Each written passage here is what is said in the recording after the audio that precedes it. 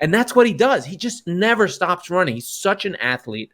And that Newcastle team, they ran over Aston Villa, especially in the second half. First half I thought was even, when Villa was kind of connected and they were sort of both playing. You had the back and forth, all the new boys scoring. You had Tonali score, then you had Diaby score. Watkins had a chance, and it was pretty even. Isak was just a difference maker. What an incredible player.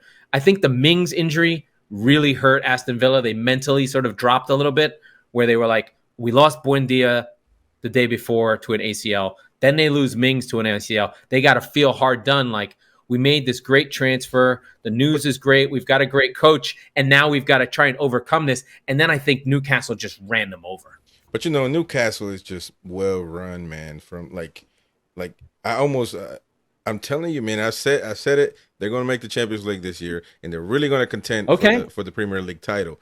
I do believe that with my heart. And I know there's just one game. I get that. I don't want to get this is overreaction time. This is when you do it. Yeah, but I mean, I'm telling you, I see it, and one thing I will say, that stadium, those fans, we talk about Liverpool, we talk about all these clubs, and I got a good reaction from Chelsea fans when they scored, and the crowd goes up and the camera shakes.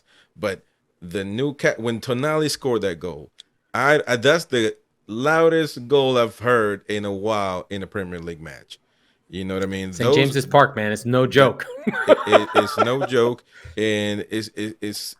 I almost want to say this, and not in the bad way, but it almost doesn't seem colorful. It seems like a cemetery almost. It's smoky, black and white, and it feels like people go there to get killed. And I love it. I'm all nice. About that stuff. And I mean, that's the thing that I think is going to be so interesting. So Liverpool has lived.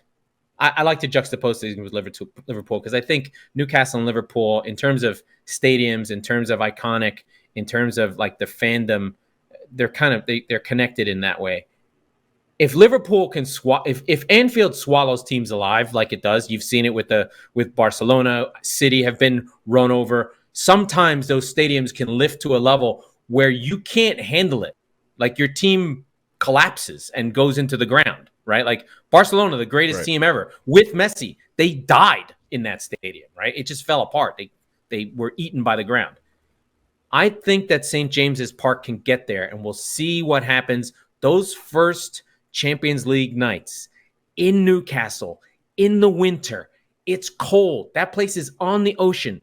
That town is the farthest thing England has. It's way up in the northeast on its own, kind of. Like it's their own culture.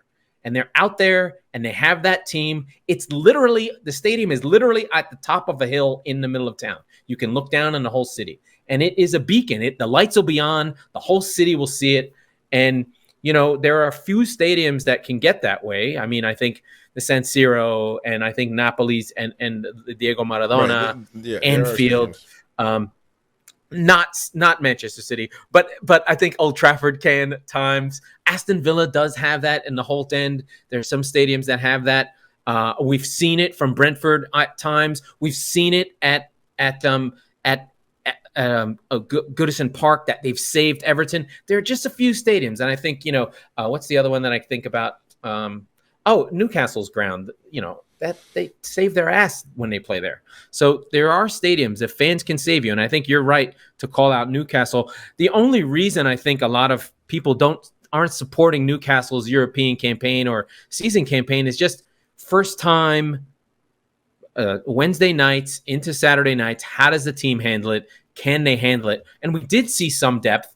Isak came off. Callum Wilson comes on, scores a nice goal. Anthony comes off. What's his name? I'm trying to look for these guys' names as I go. Sorry. Anthony Gordon comes off. Harvey Barnes comes on. He scores a goal. So they do have some depth. Bruno came off. They got Sean Longstaff, who was the regular starter last year, back on. Almiron comes off. Murphy comes on. So they have some players that can help them. And they have Elliot Anderson to come on as well, a youngster who came on for Tonali in the last minute. So they're starting to build some depth. I think the questions are, is Eddie Howe really a Champions League level manager? Can he manage this team and keep them with him? We don't know. For top football news, debate, analysis, and opinion, join Top Football Club. Watch live on YouTube or on the Top FC News website, or listen live on the AMP app and on your smart speaker. Top Football Club.